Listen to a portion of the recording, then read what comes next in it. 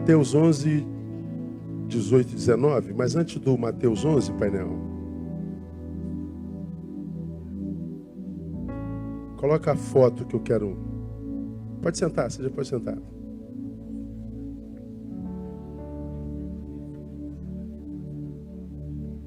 Quem viu essa foto aí? Todos viram, né? Essa foto tá rodando aí Brasil inteirinho. Acabei de chegar de BH. Cheguei agora de um congresso nacional de pastores, onde eu fui falar. Aí rodou. Isso foi domingo na caminhada contra a intolerância religiosa. Essa foto foi tirada, não sei por quem. Eu, Andréia, o Babalaô Ivani, que é o presidente da Comissão de Combate à Intolerância Religiosa, o padre Fábio de Mello, o Kleber Lucas e um outro Babalaô, se eu não me engano, da Nigéria, que estava aí. Aí eu estava lá no congresso de pastores agora há pouco. Aí muitos pastores vieram falar comigo: pô, pastor, que legal, bacana ver esse respeito e tal. Mas teve um que me chamou a atenção. Ele, depois de uma mensagem, todo mundo tirando foto comigo e tal. Aí ele fala assim: pastor Neil, eu lhe respeito demais. Mas, pastor, andar com aquela gente não dá para aceitar. Aquela gente são eles. Aí eu falei: então não ande, pastor. Eu ando. Aí ele ficou meio sem graça, né? Aí eu virei e continuei tirando foto com os outros lá e tal. Andar com essa gente. Que gente. Que gente. Aí sim, agora vamos a Mateus 11. Porquanto veio João, não comendo nem bebendo, e dizem a respeito de João Batista: tem demônio. Veio o Filho do Homem, Jesus, comendo e bebendo, o oposto de João Batista. E dizem: eis aí um comilão e bebedor de vinho, amigo de publicanos e pecadores. Entretanto, a sabedoria é justificada pelas suas obras. Então veja o que esse texto, palavra de Jesus, está dizendo. João apareceu aí na sociedade de vocês. Vocês olham para João, que é o precursor do Cristo, aquele profetizado que seria o Elias que havia de vir abrir o caminho do que viria a resgatar Israel. João o Batista. E vocês dizem a respeito de João, porque ele não comia nem bebia, ele morava nos desertos. Aí você diz: esse cara é um endemoniado. Você vê, chamar João Batista de endemoniado. Entre os homens nascidos de mulher, diz Jesus, não havia outro maior do que João. Aí o povo diz: é endemoniado, porque ele não come nem bebe. Aí aparece Jesus de Nazaré, que comia e bebia, ou seja, ele se relacionava. E eles dizem: Jesus é um comilão e bebedor de vinho, amigo de pecadores e publicanos. Se come e bebe, comilão e beberrão, não come, endemoniado. E olha que quem estava sob juízo coletivo foi aquele que entre os homens nascidos de mulher não houve maior, e aquele que nem de mulher nasceu, que sequer era contaminado pelo pecado. Então veja de quem o povo falava e sobre quem imprimia opinião totalmente equivocada. Então, minha igreja, vocês já sabem, mas é sempre bom repetir. Jesus nesse texto diz assim, ó: a sabedoria é justificada pelas suas obras. A sua sabedoria não é mostrada pela sua capacidade de juízo e de diagnóstico sobre o comportamento alheio. Falar sobre o comportamento alheio não mostra a tua sabedoria, mostra só o quanto você é fofoqueiro. Só isso. Então Jesus nesse texto está dizendo: julgar é pecado. E ele falou isso lá em Mateus capítulo 7, versículo 1. Não julgueis para que não sejais julgados. Ninguém gosta de ser julgado, então você não julga. Então quem julga, peca. E o pecado a gente aprendeu em 59, 1 e 2 de Isaías, que o pecado faz separação entre nós e o nosso Deus, de modo que ele não nos ouça, não é? Está escrito lá. Então, se julgar é pecado e o pecado faz separação entre nós e Deus, quando eu julgo, eu blindo o céu sobre mim, eu separo o Todo-Poderoso de mim, e a primeira consequência dessa separação, ou seja, desse litígio entre o céu e o sujeito, a primeira consequência se dá no olhar, na forma de ver. A visão muda sobre si mesmo, ou seja, o camarada olha para João e Jesus e não consegue enxergar quem são. E mais, ele se acha capaz de julgar dois homens como esse. Veja como a visão que o sujeito tem de si está equivocada. A visão por causa do pecado muda a respeito do outro. Mesmo que seja Jesus e João, eu acho que eu tenho condição de julgar. Então, porque a minha visão mudou sobre mim, muda sobre o outro, e consequentemente a minha visão mudou sobre Deus, porque ele olha para Jesus e não enxerga Deus. Ou seja, o juiz é um doente, é um sequestrado pelo pecado e sobre quem o céu está blindado. Então, toda vez que a gente imprime um juízo a partir de uma visão unilateral subjetiva, ou seja, da nossa incapacidade de diagnóstico holístico, ou seja, de ampliar o leque do nosso diagnóstico, a gente só está revelando uma coisa, que o céu está blindado sobre nós. É a palavra do Cristo. Mas há outras coisas que a gente aprende com esse textozinho. Jesus nesse texto ensina que as ovelhas do rebanho ao qual ele pastoreia, ou seja, as ovelhas do rebanho de Cristo, não mudam necessariamente de religião, mudam essencialmente de caráter. É o caráter que muda. Quando você lê João 10,16, bota aí, painel, João 10,16, Jesus está falando com os seus discípulos, os apóstolos, e ele diz assim aos seus apóstolos: tenho ainda outras ovelhas que não são desse aprisco. Qual aprisco? Dos apóstolos. Todos vocês são meus, Jesus diz aos seus discípulos, mas nem todos os meus estão entre vocês. Então, quando eu vejo um pastor, eu fico pensando no rebanho dele, sabe? Que tipo de mestre é e que tipo de discípulo forma. Bota a foto aí de novo, painel, mais uma vez. Ele olha para essa foto e diz: andar com essa gente. Antes da caminhada, tivemos uma reunião com os líderes mais proeminentes aí do Rio de Janeiro, lá no Clube Israelita de Copacabana. Aí lá estava Newton Bonder. Newton Bonder é o meu autor predileto hoje nacional.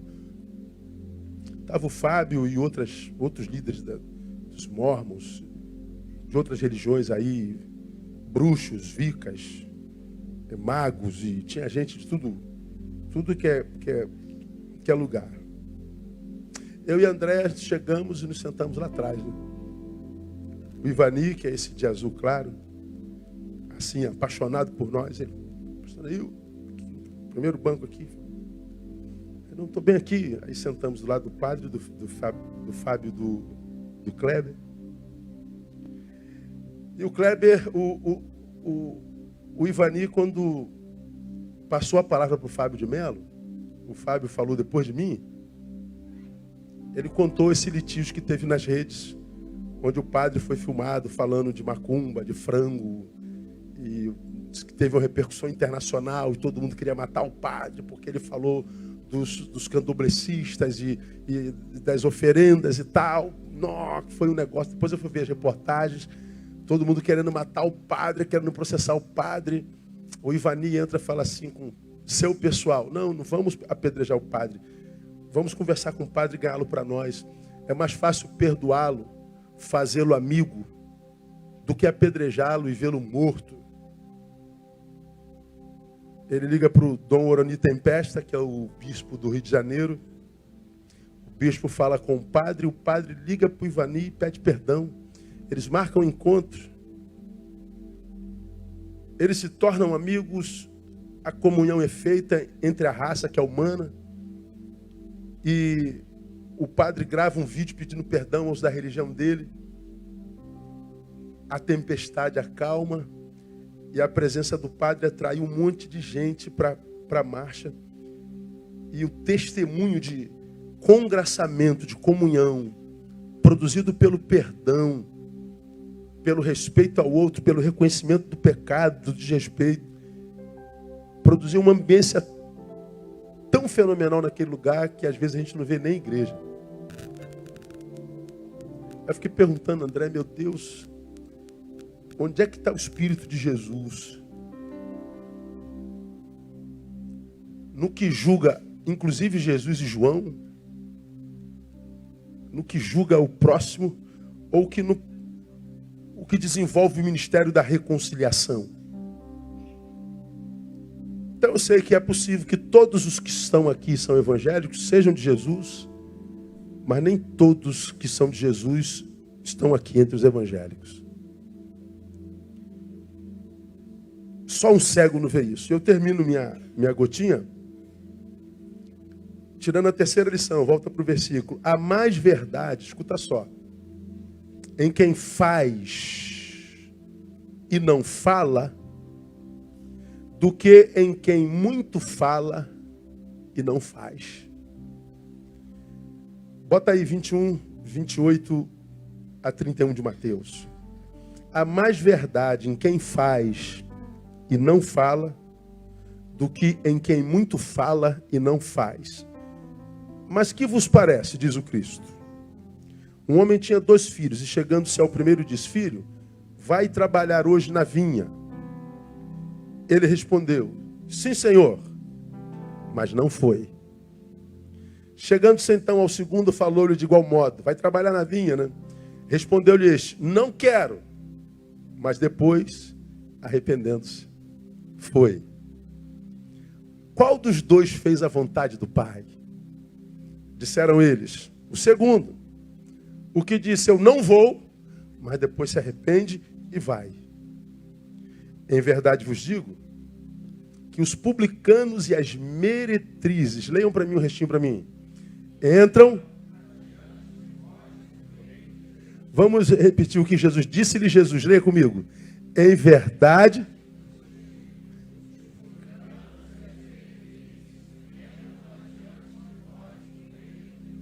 Os publicanos são os imundos. E as meretrizes são as que fazem do corpo negócio. Jesus está dizendo para os discípulos: elas entram adiante de vocês no reino dos céus.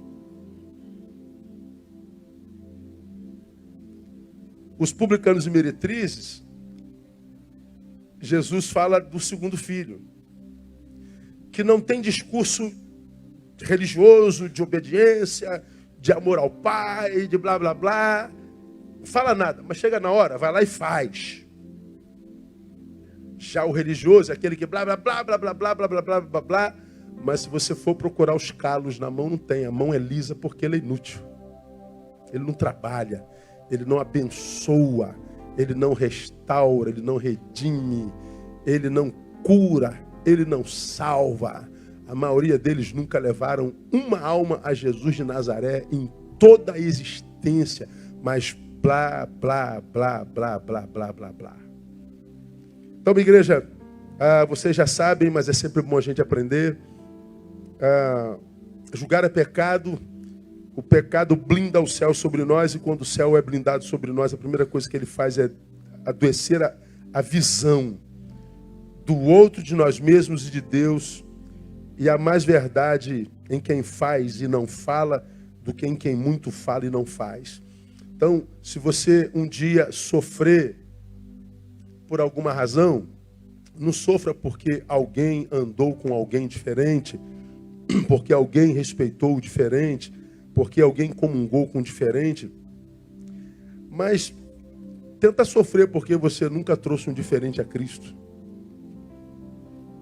Nunca ninguém poderá na eternidade dizer a teu respeito: eu estou curado por causa do amor dele. Eu estou restaurado por causa do abraço e acolhimento dele. Guarda isso no seu coração. Porque o que Cristo quer de mim, de você, é que nós desenvolvamos, como diz o texto, o ministério da reconciliação, como ele disse através da boca de Paulo. O que eles vão fazer com a eternidade deles é problema deles. Eles sabem o que nós cremos, eles já sabem disso. Eu sei o que eles creem. Mas enquanto a gente não vai para a eternidade aqui na terra, nós podemos caminhar de mão dadas tentando transformar essa terra numa terra melhor, com menos religiosos e mais gente que faz. Gente que seja meretriz e publicano, mas que obedeça. Diferente dos que se acham santos, mas são inúteis. São analistas de feitos alheios. Isso é o juiz. É um analista de feitos alheios. Que Deus nos dê graça, Deus nos abençoe. E que quando a gente chegar no céu e chamar o nosso nome para o juízo final, Neil Teixeira Barreto, presente, compareça. Ele vai nos julgar pelo que a gente sabe? Não. Ele vai nos julgar pelo que a gente fez para a religião? Não. Você já aprendeu isso. No final, o que conta não é o quanto eu sei, nem o quanto eu fiz. O que conta é o quanto eu amei. É pela nossa capacidade de amar que nós seremos julgados. E a minha oração é que cada um de nós aqui da Igreja Batista Betânia, quando estivermos diante dele, tenhamos uma testemunha que vai advogar a nosso favor, dizendo: eu só estou em pé e aqui por causa da ação desse homem. Eu só estou aqui em pé, restaurado diante do Pai, por causa do acolhimento desta mulher, por causa do perdão que me liberou, por causa da graça que me ministrou. Eu só estou aqui por causa do perdão, do acolhimento dessa mulher. Mas que a gente não ouça, pelo contrário, a testemunha de acusação dizendo: não, eu não estive no caminho porque este homem só me julgou, só me apedrejou, só exerceu juízo sobre mim, não me apresentou o amor do Pai.